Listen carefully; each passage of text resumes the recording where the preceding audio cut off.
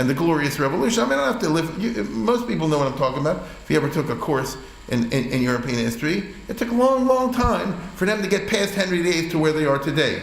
It's not a simple matter to develop a stable, normal society. If you don't like England, look at Germany. First of all, it took them forever to get one country together.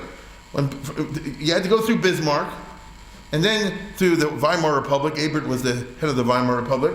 And then had to do all the junk with Hitler. And then Adenauer had to put together at the end of the war. And the Germans are very intelligent, highly educated people with a lot of culture in the background. And finally, you end up with the normal Germany of today, with Angela Merkel, who actually is pro-Israel, as you know. Say what you want about the Germans, but they got a normal country. It's a stable country, you see? We're very lucky, blessed by God in the USA, that we start out with guys like this. So they put it together in the beginning in the right way. Washington, Adams, all that. Most countries don't have that founding father kind of business. Who are the founding fathers of Germany? Who are the founding fathers of France, of England, of Norway, and these countries? A bunch of banditten, you know? It's a mafia. You know, the U.S. is really lucky in this regard, and we should acknowledge that. This is not a plug for the White House tour, but it is what it is. You see? So I'm trying to show you, to get a stable country is a work of art that takes a long time, a high degree of education and maturity. Frankly, it requires a Christian kind of culture, you see? And the ethnic and the religious all have to come together. It's not pashut. A stable, legitimate political state is not a simple matter, and this has been noted very thoughtfully by thinkers from Edmund Burke down to Moynihan, who have always written very eloquently on the fragility of society and the state. Don't ever take anything for granted. You should be conservative politically in the sense of having a reverence for the existing order, which will never be perfect, but represents a law and order kind of situation which allows you and me to walk on the street, you know, to go about our lives. Nothing will ever be 100%. Nothing will ever be 100%. But to apply the normal basics, that you shouldn't be a crazy country with people killing each other and blowing everything up, that's a very high level. And one should never take this for granted. Now, let's move to the Arabs. Right? How did the modern Arab states come about? Well, as you know, Mark Sykes and Francois Picot got together in 1915 without asking anybody, and they drew up the maps. You see, but they drew up the maps. And later on, they modified the maps a little bit, the guys after them. Did they consult with the Arabs? I mean, you know, did this have anything to do with what I talked about, English history resulting in a political, stable state, or American history, or German history, or even French, God help us, history, or something like that?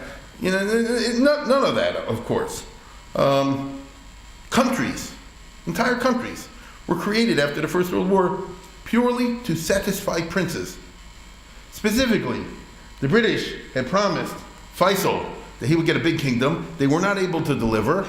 So they said, if you can't pay Nezek Shalom, pay at least Chatzi Nezek. And so, can't give him the whole Middle East. But the British understood the first rule of politics, which is you have to reward your friends and punish your enemies. Otherwise, why should anybody be your friend? And this guy, Faisal, had demonstrably been their friend. And they realized if they leave him totally with nothing, it'll send a bad message, which is doesn't pay to be friends with England. So in order to make it that people should want to be friends with England, they created a country for him called Iraq. This is how Iraq was made. They took a piece of this, a piece of that, and something in the middle, and they said, and it was created specifically to satisfy this guy to make England look good. He had a brother, Faisal did, named Abdullah. He also was left holding the bag. He was originally supposed to be in Arabia. Once again, the British said, Winston Churchill specifically said in 1922, it doesn't look good for England to have somebody who was acknowledged as our friend be totally in the lurch. Let's give him a country.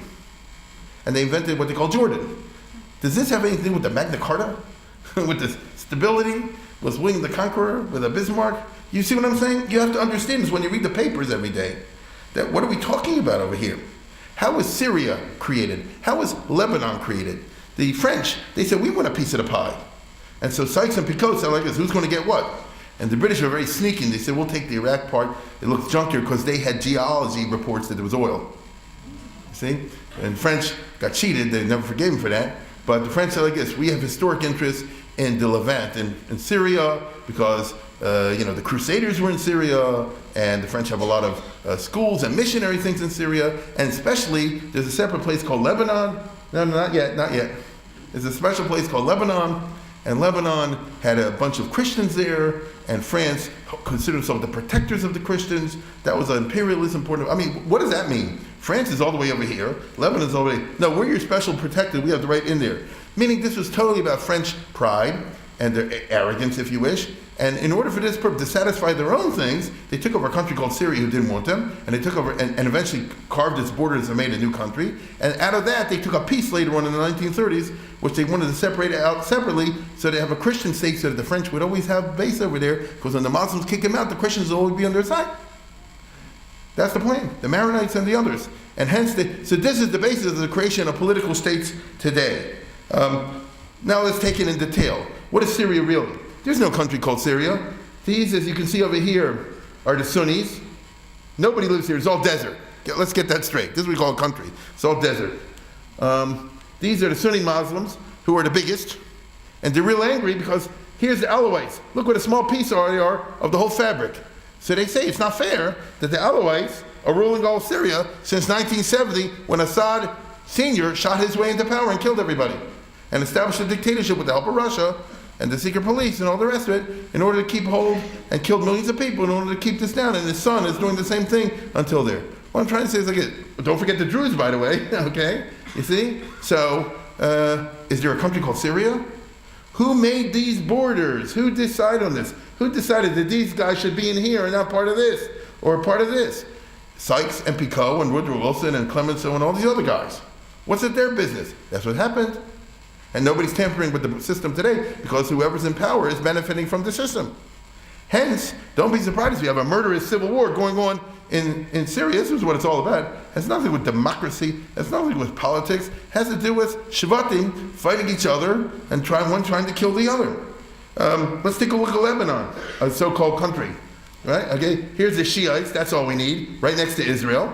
Here's the Sunnis over here. So it turns out there's more Shiites. Many people don't know this. There's more Shiites in Lebanon than there are Sunnis, which is a major reason why Syria and Iran always have Hezbollah have such a major stake in Lebanon, because they see this as projection of the Shiite reality, which is Iran. There's a border. Unfortunately, got a couple of Christians over there. These are the Maronites and other Christian groups, as you can see over there. But in the good old style, they figured the Shiites will take over and then they'll shech the Christians, and then you won't have that problem. But I ask you again, if somebody says, I represent Lebanon, that's a lie. What does that word mean? Do you represent this group? Do you represent that group? And the others? If it's the United States of America, where everybody agrees to vote and abide by it, but it's not America over here. As somebody said, it's not the Midwest, it's the Mideast. Let's take a look at Iraq. You can do it country by country. Okay? This we even know already. This group is supposed to be the Sunnis. Most of this is desert, but this group is the Sunnis. Here's a big chelek, including Baghdad, of the Shiites. Here are the Kurds. They all hate each other, and the American soldiers are lucky to get out of there while they all shoot each other and blow each other up every week. We're so used to this. Just like when you buy a car. When you're interested in the car, you listen to the commercials. And once you bought the car, you tune it out. So now, I'll tell you, now that I told you this, try this tomorrow morning or the rest of the week. Listen to the news while you're driving or something like that. And tell me if you hear about a bomb going off, killing 100, 200 people in Baghdad or someplace in Iraq. And you say, oh, there is there. How come I didn't notice that somewhere? Because so often you tune it out. Why is that? Because this is artificial, as you can see, and all of them hate each other. And who put it together? Woodrow Wilson and Clemenceau and Sykes and Picot and Winston Churchill and all the rest of it. Has no real reality in there. What about Saudi Arabia? Which everybody thinks, oh, Saudi Arabia. This whole chalik, here's Saudi Arabia, this whole chalik of the Saudi peninsula is Shiites. They hate the Saudis. The Saudis to them are apikorsim. Of course, it goes the other way around also. To the Sunnis, who are the Saudis, everybody over here are apikorsim. I mean that. Now, what's the rule in Islam for somebody who's apikoros? Okay, so A wants to kill B, wants to kill A. I got no problem with it. I'm just telling you what the way it's going on. And wait a minute. So the result is that Saudi Arabia is really a police state, which is suppressing by violent force a huge proportion of the population. Okay, but nobody ever says anything about it, especially President Obama. And the answer for that is one word. Okay, so what is? I mean, keep this in mind when you have John Kerry shuttling back and forth to the Middle East and talking about a solution of the national problem so we can end the Middle East conflict by solving the core issue, which is the Arab-Israeli conflict over there. By the way, I haven't touched. Here you have what you call the Gulf states, because there's the water. All the Gulf states like Bahrain and Qatar, all of them have a Shiite majority population, but a Sunni Arab bunch of sheiks running like a mafia. A couple years ago, there were big riots in Bahrain, if you follow the news. Saudi Arabia sent in tanks which shot everybody in the street. Obama said nothing. He was asked about it at the press conference, and he switched the subject, So, this is the reality of the Arab world. This is what Israel faces every day. By the way, what about the great Iran? Just so you should know that Iran is 60%, I repeat, according to them, is 60% Iranians and 40% others. In reality, that's a lie. I know you're shocked to hear that the Iranians are lying. In reality, it's 50-50. So already today, in Iran today, as we speak, 50% are Iranians, 50% a group like the Kurds, and who's the other ones? You got the Azerbaijanis over here in the whole areas. And no, they all hate each other. And if they had a chance, they'd blow up Iran, because Iran's been dominating and torturing them for centuries, not for a little while, for centuries. Okay? Let's go to Egypt. Let's take a look at the Arab world in general. Once you bring this up, he says, here's Egypt, here's the rest of North Africa. Egypt, Libya, Tunisia, Algeria, Morocco. Egypt is a country of 85 million people, of which 15 million people are Coptic Christians. They've been there since the oldest church. They've been there before the Muslims, and the Muslims want to kill them, and they like to kill them. There's too many of them to kill, but they're working on it. They're working on it. Of course, if the Copts have their way, they'll do it the other way around. And the truth is, the Coptics have their own religion. They also have their own alphabet, their own writing. It's pre-Arab, get it? Egypt is not an Arab country. They were conquered and raped by the Arabs. They just don't want to admit it. You don't need to tell you that there was an Egypt with Pharaoh and all that way before the Islamic. Actually, there was an Egypt with Pharaoh before Abraham Avinu started. Isn't that true? Right, as we know from the Chumash. So they have a very proud tradition. Nope, no they don't. Conquered by the Arabs, and now they want to be crushed over there. And they're giving Musa to Israel. You see? Now I'm not finished. You take Libya, turns out Gaddafi was shot by the other tribe. I know you all know what I'm talking about. He was shot by the other tribe. What other tribe? Oh, I didn't know that Libya is an artificial reality. There used to be an area called Cyrenaica. There's another area called Tripoli. The Italians in 1912 invaded and conquered this whole area when the Ottoman Empire was very weak. The Italians, for their own administrative purposes, united the whole area over here into something called Libya. That's a phony thing that never existed before. It's something that they created for their own purposes. And now it turns out that the tribes, I literally mean tribes, I mean clans, from Group A don't like the group from Group B, and this one wants to kill that one, and that wants to kill this one, and Gaddafi represented Tribe A, and he ended up being killed by members of Tribe B, and gee whiz, I never heard anything about that in the news, do you? We go down the line. Take a look, I won't spend the whole time on this, but it's true in Tunisia, Algeria, and Morocco. You have a huge underclass called the Berbers. When I myself was in Morocco a couple years ago, one of the trips, we had a very nice trip, and we had a great tour guide who met us at the dock in Tangier and so forth. When they saw a Berber passing by, he looked at him like Jim Crow, baby. You know, they treated. I asked, who is this person? All the rest said, don't even pay attention. That person is not a human being. You see, this is what you got over there between the Arabs, who are the dominant group on the one hand, and the Berbers, who are growing in number, all across Algeria and Morocco, especially, and Tunisia. You never hear about this. You see, and so what happened? The Berbers, long ago, in the 600s, were conquered by the Muslims. That's all. And they've been forced into Islam, and they've been treated as a huge underclass, and there you have it down today. So one country after another is ready just to light a match, and the whole thing will blow up. What I'm telling you is that there really is no possible way to get the kind of stability that can only come from a universal satisfaction with the status quo and the political arrangements currently obtaining in the Middle East. There are always, and will always be, lots of people out there and groups radically dissatisfied with the status quo because they're the losers in that status quo. This is the real world, not the world of the diplomats that they show you on television or something like this, and when John Kerry meets with the foreign minister of Egypt, or better yet, the foreign minister of Saudi Arabia, like they're really representing a country or something like that. They're representing a particular mafia group, which is holding everybody down by shooting them as we speak. You see? Now, Kerry won't bring that up because that's not polite, but I'll tell you right now, Israel needs to change the rules of the game. The only difference in the groups is size and potential to be a majority. For example, the Christians are in deep trouble. They're always going to be a minority, and they have to adjust their policies to that fact. So here's Sisi, the new general president and so forth, the guy takes over Egypt, And here's the Pope of the Coptics, of 10, 15 million people, and he's got to kiss him and kiss up to him. I mean, the Coptic guy has to kill up to Sisi, because what's the alternative? Get the Muslim Brotherhood and they'll kill him. So the Christians have to play the game of a minority. They have no choice. On the other hand, you have other groups who could be a majority. The Kurds are very able to make a state, but have been prevented from doing so. Oh, that would be good. Look at this. This is Kurdistan. No, this is what the country really should look like, which Woodrow Wilson promised them in 1919. He just was not able to deliver. After all, the Kurds are their own people, with their own language and their own culture. They happen to be Sunni Muslims, but they're not Arabs. Ask them, they'll punch you. You see? I want you to understand this. And they were promised a homeland under national self-determination, blah, blah, blah. And it didn't happen because it didn't work out for the oil interests of Sykes and Picot and Clemenceau and Lloyd George and all these other guys. That's what happened. So the Kurds really got shafted. They got screwed by the statesmen of the Big Four. And not only were they shafted, let's go to the next one, then I'm going to come back for a minute. By these guys, but also by Roosevelt and Churchill and Stalin after the Second World War, because they promised them to give them land and they didn't do it either. Now let's go back for a second. Oy halavai. If you do this destroys Turkey and takes a big chunk out of Syria, most of Iraq, and a big piece of Iran. True? Now I want to tell you something most of you probably don't know. The Kurds and the Jews have always gotten along very well.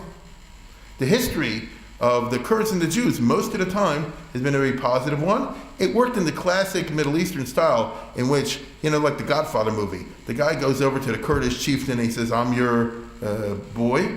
And in return for that, you get the right to protection. They don't bother you during the civil wars and the clan battles. And you get the right to practice your religion. I mean, it doesn't get better for that if you're a Jewish minority in the Middle East, not in your own country, in the Islamic world. The Kurds in 1948, 49, 50, 51 had, helped the Jews to go to Israel. They had no trouble with that. And the Kurds subsequently building upon that. By the way, you could go, if you're interested in the subject, just go for online and look up Wikipedia articles called Kurds and Jews or Kurds in Israel. And you'll be amazed at what you find, because they don't hear about this in the regular news. The state of Israel and the Kurds have been very tight since the 50s. Hope to speak about that, Mirza Hashem, next year, then when it happens. Here's the two Barzanis, father and son. This guy's the George Washington of the Kurds, so to speak. Maybe I should say the Don Corleone of the Kurds, but that's George Washington of the Kurds. And this is his son, who presently is the president of Kurdistan, whatever they call it over there in northern Iraq. Here's Ben Gurion's top spy, Reuben Shiloach, back in the 40s and 50s, who hooked up with these Kurds long ago with the Mossad. Here's Ben Gurion, who fostered this, as I'll speak about hopefully in the future. And it happens today. I know you follow the news, so perhaps you recall, not that long ago, Turkey, who's in a particularly stinky mood at the moment. I'm not even bothering to talk about Turkey today because I got too long of a talk tonight as it is. But Turkey recently stabbed Israel in the back by giving the names of all the Israeli spies to Iran. Did any of you see that? All those spies were Kurds. You understand? Those the guys who are doing the Mossad work of blowing up the scientists and the nuclear plants and all this kind are not Israelis, they're Kurds. And why are the Kurds doing this? The Kurds are getting something out of it also. And Israel is totally in favor that they should rip off a third of Iran and make up a Kurdistan for it. I'm in favor of that, aren't you? You see? And so, history very funny. Who knows which way the cards will be shuffled? Short of everyone converting to democratic liberalism, there is no way to have a political system in which all are equal. On the contrary, au contraire. The history of the region has always been one of regional dominance by some overwhelmingly powerful Sunni Muslim ethnic group. First it was the Arabians, long ago, in the 600s, the 700s, down to around the 1200s or so. Then it was the Turks. The job of the minorities for centuries over there was to bow and scrape in exchange for legal protection. I just told you the wonderful relation the Jews have with the Kurds, and it was a good one. But it basically is, you got to kiss their feet, but in return you get something for it. You see? But that is how the game has to be played. Indeed, the Ottoman Turkish Empire, for 4 centuries, was exactly what I just described. It was a case in which the entire Middle East had a dominant Sunni ethnic group, which had their foot on the neck of everybody else, and because the others knew it and didn't do anything about it, you had what they call peace and stability, which nowadays, if you read the press reports and the anti-Israel journalists, they'll say, oh, in the good old Ottoman Empire days and all, then the Zionists came and screwed everything up. Well, in the good old Empire days is that the one group completely and totally dominated the other one. The only problem, joker in the deck in those days was Iran, which was a Shia ethnic group, but they did the same thing. Anybody in the Iranian Empire, as I just showed you, the Kurds, or the Azeris, or the Arabs, or the Turkmens, or people you've never heard of, are dominated by the Shiite Persian group who stuck their foot on the neck of these minorities and made them like it. And so Suleiman the Magnificent conquered a whole area and imposed the Sunni dominance, and Abbas of Persia and guys like him, they did the same thing on the Persian side. What happens when guys like him went up against guys like him? You had some bloody wars, my friends. It's called the 1500s and the 1600s and early 1700s in the Middle East, in which Iraq shifted back and forth and back. First, Group A came and shechted everybody in Group B, and then Group B got revenge and did it to Group A, and then back and forth and back. The latest round of this, may I remind you, took place in Ronald Reagan's time, when you had a war between Saddam Hussein and Ayatollah Khomeini. It was nothing but the old stuff happening again. No different. You see how things change and things don't change. Whew. Now, this has been the case for so long as regarded as the norm, especially by the Sunni Arabs. The normal way, God's way, to run the world is that we should be dominating and beating the heck out of everybody else. Hence, the rage of the Sunnis against someone like Assad. And there's the cause of all the trouble in Syria, because he's not from the right group, and the father was very capable and ruthless. As you know, he killed an entire city. Am I right or am I wrong? Homs. You know, it's in 1982, I think, or 83. Doesn't matter. But not Hamas. He killed it the whole town. Let's get that straight. And the point was that he says this: you may be the Sunni majority, but don't mess with me, baby. Okay? And the son, as you know, is doing the same thing. If Obama didn't stop him, he would still be using the poison gas. True or not? And then all the opponents would be dead from the chemical weapons and the poison gas. So what is this really all about? Because these guys represent an inversion of the hierarchy. Guys like that from their tribe are not supposed to be running the Sunnis. That's Ibbegekehrt der Welt. You understand? It's not the right way. It's supposed to be, we're running you guys. Thoughtful Arabs have contemplated these facts for a long time, and in the course of the 20th century, devised two solutions. One was secular Arab nationalism. That's the meaning of Nasser. Michel Aflaq was the founder of the Ba'athist Party. He was a Christian, Arab. Therefore, obviously, he didn't want a Muslim kind of thing. He tried to create a secular thing in which he dreamed of a dream that you can admire from a distance, and that is, why can't we be like America, where the religion doesn't matter? Let's just everybody be Egyptian and have an identity as a national group. Or Syria. Why can't we just be all Syrians? Why can't we just be all Iraqis? And put, and this one have a Christmas tree, and that one have a menorah, and that one have a this, in the best American kind of style. You could hear where it's coming from, and Nasser was the embodiment of it, but it died with him.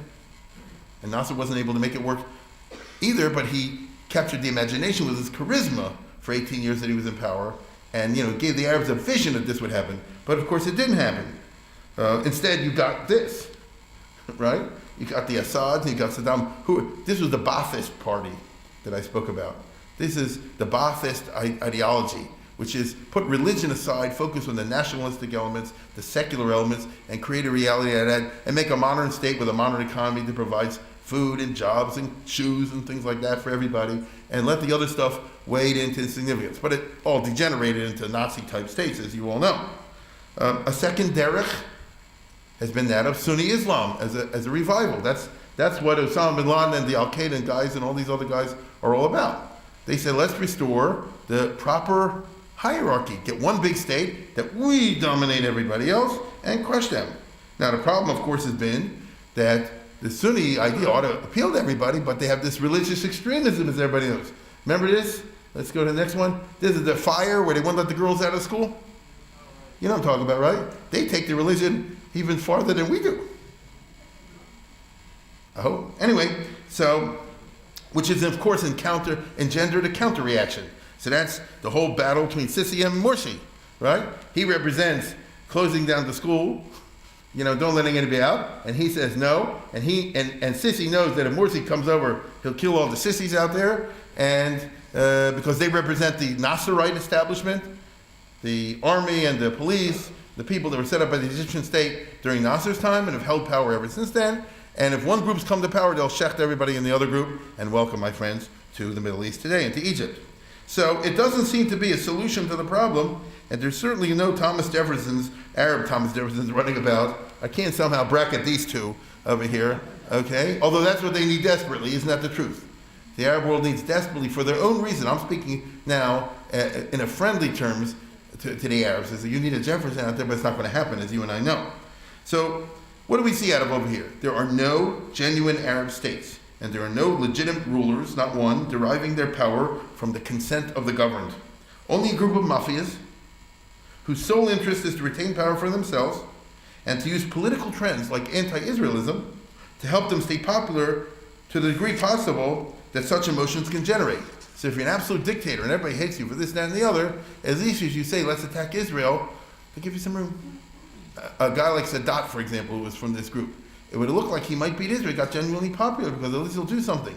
Nasser and the others who also were dictators, although he had a more charismatic base. If he could do something in Israel, that would kind of at least justify his hold on power. So I repeat, you really think the Arab-Israeli conflict is the core problem of the Middle East? The Sunnis face two real challenges, a small one and a big one. The small one are the non-Muslim minorities. In the past, the Sunnis simply held them down and dominated them, beat them up, though this came to be modified by the European colonial powers. In the 1800s, the Europeans got too strong and they took over whole areas in the Middle East. And when they did that, and even the areas they didn't take over, they used their gunboat power to say, you can't beat up the Christians anymore. The British were so crazy, I've told you this in the past, they'd even say you can't beat up the Jews anymore. And so the Turks came to realize if we make a pogrom, England will intervene. Remember Montefiore went to complain about the Damascus affair in 1840 with a letter from Queen Victoria in a British battleship? Yeah, it wasn't the same, wasn't the good old Middle East anymore. So this is something that the Sunnis were humiliated by and have been humiliated ever since. The most extreme example in their mind of what I just described is the entire Balfour Declaration in the State of Israel. To them it represents a permanence of the European colonials inverting the hierarchy, preventing us from killing the Jews and beating them up, as is the norm. That should it be. It should be, I'm sure, if you talk among Arabs themselves, they say, if the British and the other guys hadn't interfered, the Jews would know their place. And everybody would be happy, as we were in the old days. We never had any problems with them. We all lived side by side in peace and harmony, as long as they knew their place. You see? The problem for the Sunnis is how to restore the old days. They can't. So here's the plan. Though they don't trumpet this, the Sunnis for some time now have been engaged in a certain kind of ethnic cleansing, hence the steady removal of the Christians from the Middle East, which they only talk about a little bit on the news. The same way that I was driven out of Forest Park. You beat them up, you break the windows, you do this, you do the cars, and the guy leaves. You see, that's going on as we speak in Bethlehem, in Nazareth, and of course in the other countries around the Middle East. This is way it is. This is a variation of the Hitlerian idea of Jew-free Europe. You have ethnic cleansing without mass murder. In other words, Hitler introduced into the equation something that nobody thought about before. It used to be in the Middle East, he said, you're stuck with these lousy Jews and Christians, you're stuck with the Druze and the Maronites and the others, how do we keep them down? And then came along Hitler, and he captured the imagination of the Sunnis. He said, it's possible to totally get rid of them. Either you kill them or you get them out some other way. And that, of course, would solve the problem, because then we wouldn't have any minorities here, and it'd be a totally Sunni zone. What I just told you is the express program, for example, of the Al-Qaeda and all those similar groups. They'll tell you this explicitly. There's no room for anybody else except the right people. That's what it is. The desperate character of the current Syrian civil war reflects all of this, because the Alawites and people like that know that if the other side wins, which Obama is backing the other side, if Obama wins, they will kill all the Alawites or kick them out. So that you'll have a pure Syria in which everybody's just Sunni. The Druze will also be shafted. But that is the program. You see? I think you kind of know this sort of, but I'm just bringing it out in the crystallized form, perhaps. But that's the program. Do you hear what I'm saying? We consider Assad the bad guy, and he is a bad guy. They're all bad guys. But the other guys, if they take over, the plan is to get rid of, one way or the other, as the expression goes, of everybody who's not a Sunni. And then you won't have the problem that you had in the old days of any foreign powers intervening to protect minorities, because there won't be any minorities over there. It'll be a perfect world. The other challenge the Sunnis face, the bigger challenge, is from the Shiites, who, in the case of Iran, now have the A-bomb. Or do they not? Okay? I mean, I just put these two together, President Obama and President of Iran, and you know what that means. Right? This country is not preventing them. It's not preventing them from getting nuclear weapons. That's an understatement. The Shiites want to take over all of Islam. I mean, why not? There's no chance of the Sunnis taking over the Shiites, but there's a chance, the danger of the Shiites taking over the Sunnis and getting rid of Sunniism. So they're going to do to the Sunnis what the Sunnis would like to do to the non-Muslims. It's a great world we have over there. For example, not many people outside the Arab world, Muslim world, are aware that Egypt was once a Shiite country, a Shiite bastion. They had what they call the Fatimid dynasty. And Saladin, who is often celebrated, I always like this, because Saladin today, ever since Nasser, had been a hero of Arab nationalism. There are statues to him, as you see over here, and paintings and all the rest of it, because he kicked the Crusaders out. But in reality, Saladin was, in the old days before the Christians introduced this whole theme, was not a popular figure in the Arab world, because first of all, if you're a Shiite, you hate him, because he turned the whole country on top of horses. You know? When Saladin took over Egypt, he switched everybody to the Sunni. He actually had his prime minister do so, a guy named Al-Fadil, who was a Palestinian from Ashkelon, whose best friend, incidentally, was none other than the Rambam, the Maimonides. That's how the Rambam was able to survive and flourish in Egypt, because he was buddy-buddy with Al-Fadil, who was the prime minister under Saladin. The Rambam, I don't think, was the doctor, as far as I know, of Saladin, the ruler, but he was Al-Fadil. And I'll just give you one example. The Rambam, when he was moved to Egypt after living for a long time in Morocco and places like that, where he had to pretend that he was a Marano, so he had to pretend to be a Muslim. He went to mosque and all this kind of stuff in there. And when he came to Egypt, he came out of a closet and he said he's a Jew. And as far as he knows, in Egypt it's a new identity. But some guy from Morocco once visited Egypt and said, I know you. You used to be a Muslim. You know what that means. If you're a Muslim, you switch back, you chayav misa. I said, what are you going to do about it? He didn't want to have a trial. So he did what they used to do in Baltimore if you had a traffic ticket. You go to Jack Pollock, right? And so the Rambam went to Al-Fadil. He said, what am I going to do about this? And the case was removed from the docket. And that's the way they do business in Baltimore, in Egypt, my friends. Okay? I would say it's a rather important episode in the lifetime of Maimonides. That's why he lived as long as he did. Now, but remember, Al-Fadil is a monster to Iran, because he switched the country from the Shiites to the Sunnis. You can be sure that in the yeshivas of Iran and the madrasas and all that, they're still talking about one day we're going to undo this terrible crime that was committed in the time of Saladin. Whereas the average American thinks Saladin is something you eat, before soup. Right? So, it's a problem out there. That's why if somebody asks me, what do you think about the Middle East? I say it takes an hour and a half to explain. The Iranians dream at this minute, they talk about it, of taking over Mecca. It doesn't get better than that. True? Mecca has been violated by Sunni control since the 600s. If you're a Shiite, the Shiites start 20 years after the death of Muhammad, when the Sunnis, as they call them, killed the Mashiach. And so, Ali.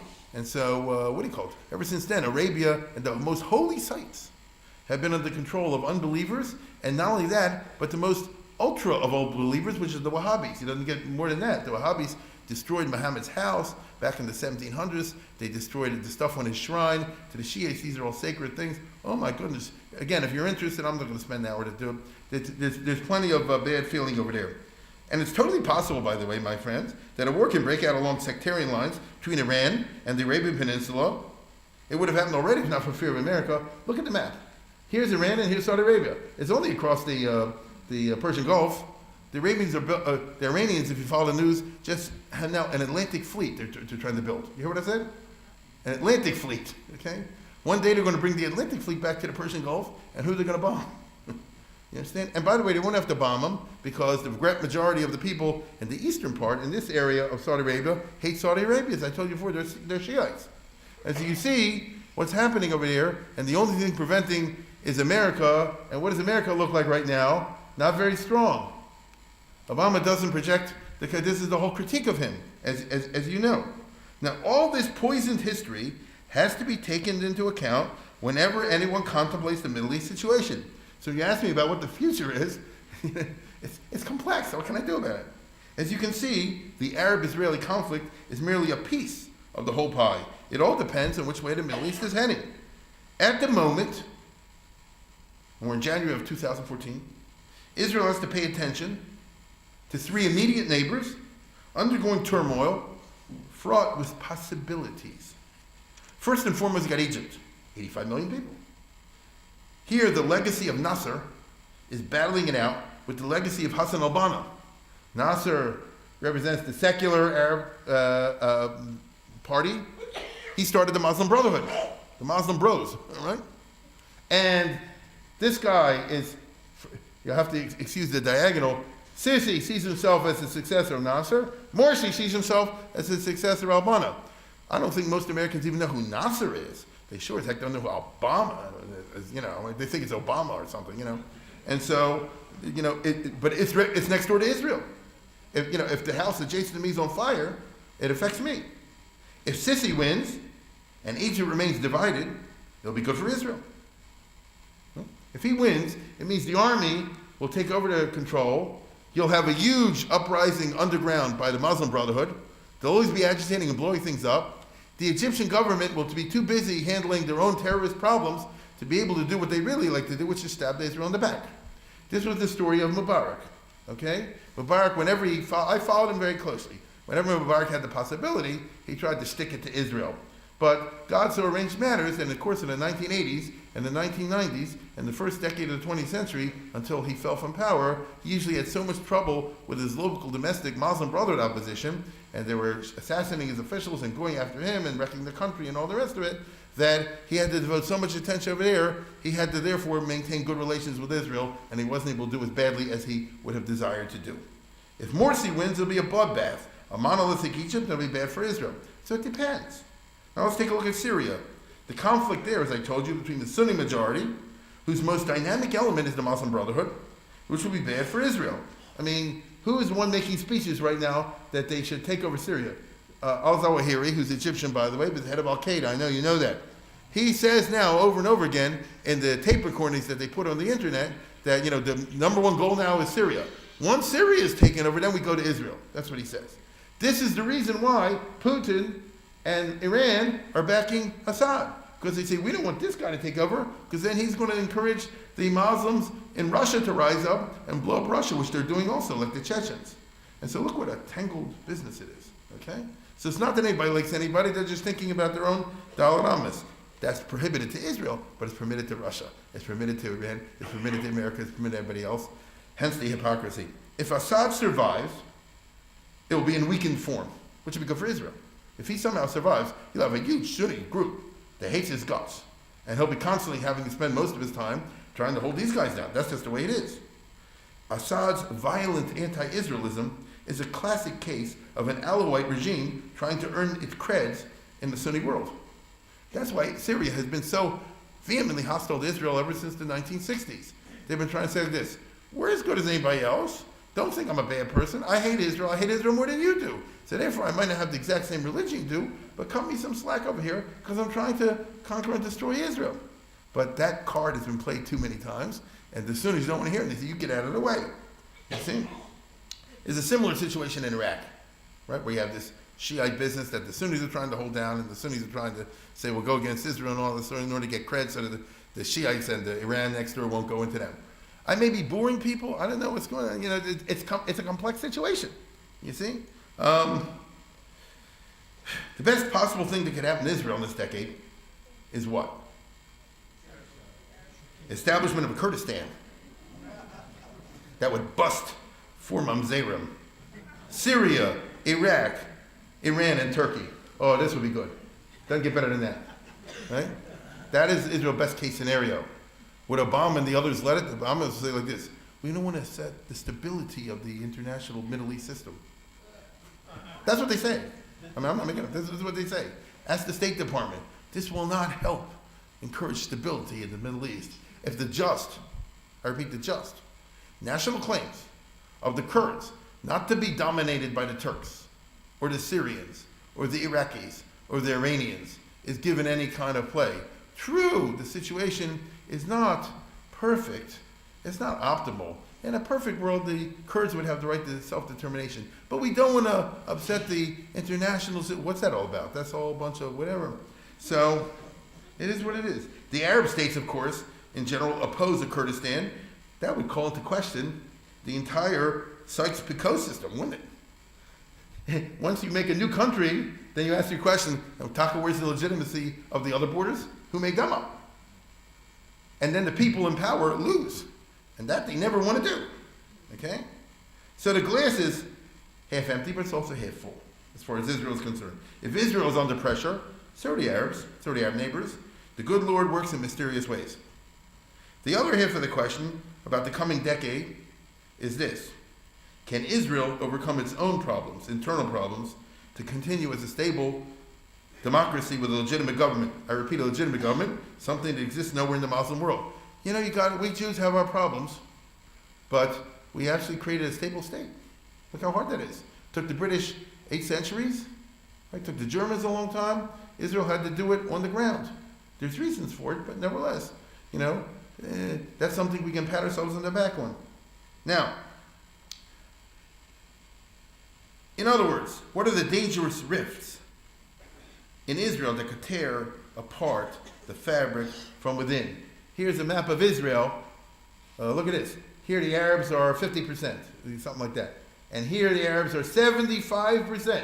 Here's Nazareth in this area. This is what I told you is the coming struggle after Kerry engineers a peace treaty between Israel and the Palestinian Authority. These are the areas that you see over here with substantial Arab populations, which are going to demand self-determination, either in be a separate state or actually be part of the Arab state, and Israel be under pressure to do something about them.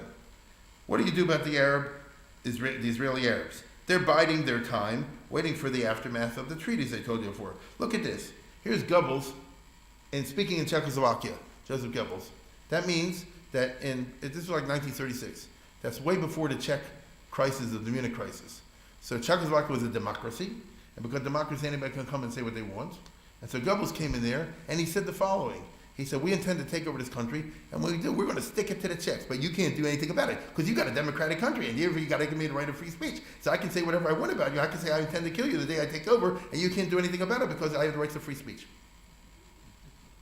Which is essentially what the Arabs are doing. They say, we want to use the tools of democracy, but once we get to democracy, we'll kick all the Jews out one way or the other.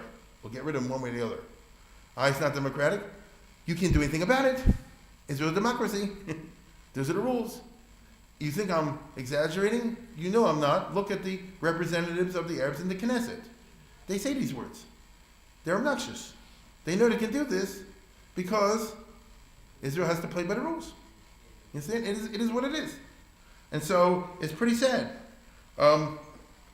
Some people will disagree with me, and some do. Usually the more liberal types, they'll say as follows. They'll say, the Arabs in Israel won't do this because they have a much higher standard of living. And therefore they benefit by the Israeli connection. And there are arguments along those lines. But this argument was debated back in the 1930s between Ben Gurion and Musa Alami, who was the leading Palestinian intellectual, shall we say, and leader in the movement. Ben Gurion at that time said, it's good if the Jews move in because it builds up the economy. He gave them facts and figures how the standard of living of the Arabs was raised by the Jewish kibbutzim. I'm saying the standard of living of the Arabs. And Musa Alami said at that time, we'd rather be a desert for 100 years and be our own country and not have any Jews over here. And eventually we'll get it right. 200 years. And I understand it, you understand that point of view, and that's where the Arabs are coming from, and you can't blame them. Then, of course, there are divisive issues among the Jews themselves. Used to be the Ashkenaz and the Sephardi. That's not so bad these days. No, one of the main reasons is neither the Ashkenaz nor the Sephardi in particular are under any illusions of what the Arabs would do when they take over. And so it's a community of fate as much as anything else. I gave a whole speech here earlier this semester, shall we say, about the ethnic problems in Israel, especially in the 50s and so forth. And it's not repaired totally by any means, but it's a lot less since, I would say, Begin's time, and that's all a good thing. The religious versus secular is the big one, but again, that's kind of complex. Dati versus Chiloni, per se, is a doable matter. It's complex, but it's doable. There's no problem with there, especially if you talk about the RZA, the Mizrahi, and so forth. I mean, they're okay with the state. The Haredi principled rejection of the state is a problem. I repeat, the principled rejection of the Medina. Because of demographics. Israel knows this, but is not sure what to do about it. I repeat, here we're talking about people whose ideology is one in which they say, at least officially, it'd be better if there's no Israel. That Israel is illegitimate from the religious point of view. Here we run into a problem of what we call ideology. The Haredi world has a decidedly non-violent physical view, but an extremely violent ideological view. Right? They don't believe in hurting anybody, and they don't. Not really. But if you talk about the level of ideology, officially speaking, the state of Israel was created illegitimately. It's Apicorsis, it's everything that goes with that. Here, the all-important factor for the future is the spectrum of Haredi views. Because it turns out that not everybody really feels the way I just said it. On the street, it's a big question. You see somebody, just because a chassid, just because somebody is yeshivish, doesn't necessarily mean they like the state of Israel go down the tubes. You see? You have a substantial portion of people who figure maybe Israel didn't start the right way, whatever, but it's here and it's turned out good and it's, got issues, but there's a lot of positives in there. I could give this speech if I had to. Israel, the biggest Malkam Torah, and wait till tomorrow, and so on and so forth. There's a spectrum in the Haredi views. The Chilonim, the secular Jews in Israel, are in a big quandary. If you do nothing, the problem simply becomes more acute. That's how they see it. Because the Haredi gets bigger and bigger, and the ideology continues the same. But on the other hand, if you act against them, you play into the hands of the radicals. You radicalize them. That's his problem. What are you going to do? Put everybody in jail, doesn't want to go in the army? And realistically, what's the plan? All you do is turn everybody off and turn them into an enemy, an active enemy of the state. That's not good either. So what to do? The only hope, from the Israeli point of view, is for the moderating of Haredim and their integration somehow into Israeli life. Not involving being not from at all, but changing the ideology that I just said, which is it'd be better if there's no state of Israel altogether. The Arabs come and take over. Here we come to something very, very, very fascinating. I'm at the end almost, but I have a very, very interesting piece to share with you. Unfortunately, I can only find the Hebrew. I'm sorry about that. So maybe everybody won't be able to understand it, but I'm going to tell you what it means outside. And then even those who don't understand the Hebrew exactly, you'll get the basic type of idea. Very thoughtful. Again, from this, I guess like 60 Minutes of Israel, that kind of a show. Panim Matimot, I think it's called. And Amnon Levy. And he did his whole thing on the Haredim. I gave you a piece of that a month or two ago. But here he's talking about, and this is written a year or two ago. It's not current.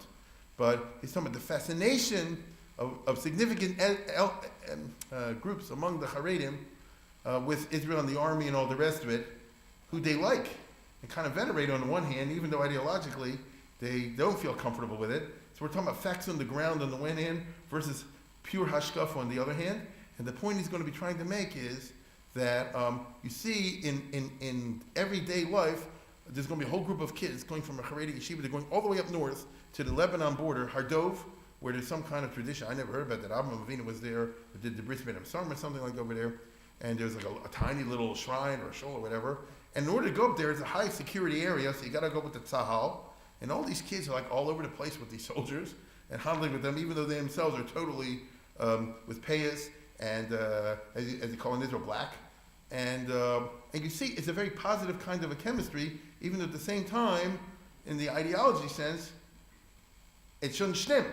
So will life on the ground eventually trump official hashkafas or not? That's a very big kind of a problem or a question. That's the big question I leave you with. So I'll show you. This is about a 5-minute segment. Let's take a look at it.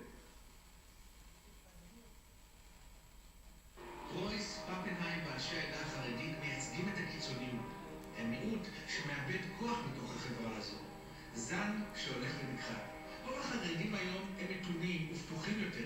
בניגוד לקרויס, הרוב החרדי לא מתעסק ביישוב הסתירה בין חרדיות לישראליות, כי בעיניהם אין סתירה כזו.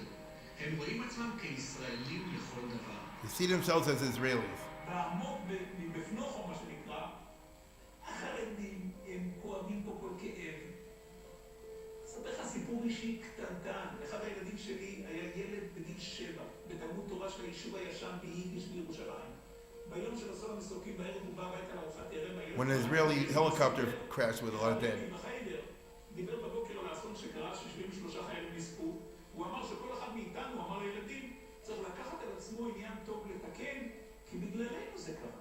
כי אנחנו לא מתנהגים טוב, אנחנו רבים מתקוטטים עם החברים, אנחנו מדברים לשון הרע. עומק היגון שהילד דיבר על זה היה כל כך חזק, מבחינתי הייתה התרגשות עצומה. בדיוק מזה מפחדים חברי העדה החרדית, מתחושת שותפות גורל בין חרדים לחילונים. שימו לב לתמונה הזו. חרדים, תלמידי ישיבה, לא זורקים אבנים על רכב משוריין, אלא צועדים לצידו, מציצים פנימה בסקרנות. לא צועקים They're climbing all over the armor. אלא הולכים איתם, מסתכלים עליהם בהערצה ומצטלמים איתם. החילונים סבורים בטעות שכל החרדים שונאים את הצבא, שלהיות חרדי זה להיות שפול בבית מדרש וללמוד. אבל התמונות האלו נכונות ליותר ויותר נערים חרדיים. בניגוד למיתוס, הם מעריצים את הצבא, הם מעריצים את החיילים. ההורים שלהם, כשהיו בגילם, ראו בצה"ל איום וקראו לו צב"י, צבא מדינת ישראל. אבל הצעירים החרדים האלו כמהים להכיר בקרוב חיילים, להתחכך בם, לצעוד לצידם. אז למה הם לא משרתים בצה"ל? עוד נגיע לזה. This is the tour to Hardov.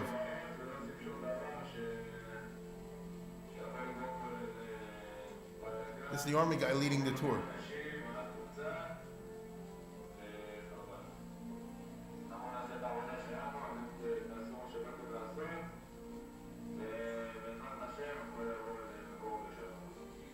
The army's escorting them to daven.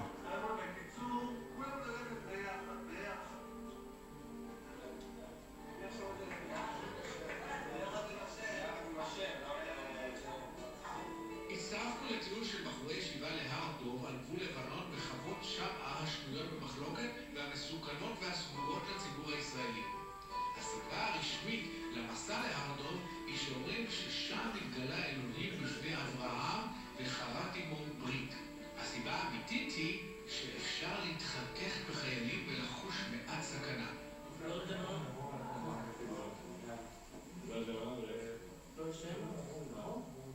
They're showing him the Syrian border.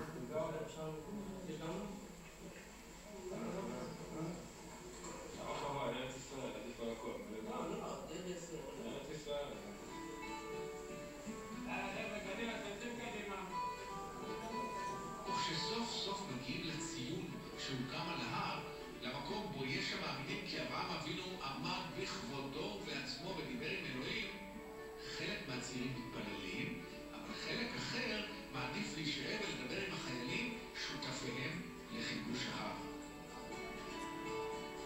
הצעירים האלו הם תלמידי ישיבות מבני ברק בירושלים, חלקם אפילו ממאה שערים. כשההורים שלהם היו בגילם, לא היה סיכוי לראות אותם כאן לצד החיילים. עליהם אפשר להגיד שלולא החולצות הלבנות, המגבעות והזקנים, יכולנו לחשוב שמדובר בטיול של צופים.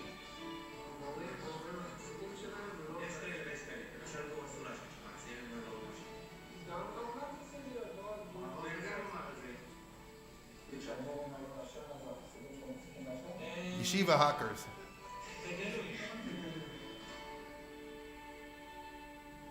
הצעירים האלו מייצגים את רוב הרחוב החרדי. פתיחות הרבה יותר גדולה לחילונים, לצבא, תחושה שהם חלק מהמדינה. לכן כל כך כואב להם לראות כיצד המיעוט הקיצוני בעת הצפירה הוציא להם שם. And they don't approve of making fun of the Yom Ha'atzmaut. You understand? There's some people that don't stand still when they blow the siren on the day before Israel Independence Day. But it's a tiny group. But these guys are saying, what are these guys making life? They don't represent me. There's a few nuts. Okay? So this is the big I leave you with this. This is the big question. We ask about the coming decade in Israel. I don't want to call it an unofficial Zionism of the Haredi, but you understand what I mean. I'm sorry to everybody, I couldn't do it in English, but I hope most of you got the basic idea, at least, if you weren't able to read or hear it. And it's the big question. Which way is the country going? That is, of course, an answer that we're going to discover in the next couple of years. And so all I do is close and say I'll see you all next year.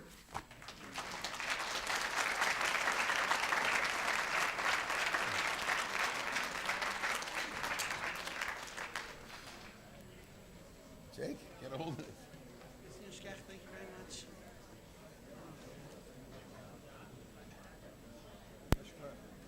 Lovely.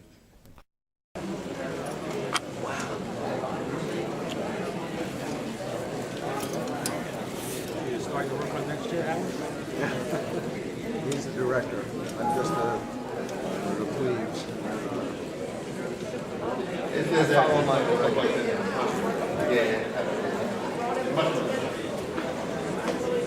It's interesting, huh? Yeah. Oh, you told me. Yeah, that was different. That was a big group. That was a big group.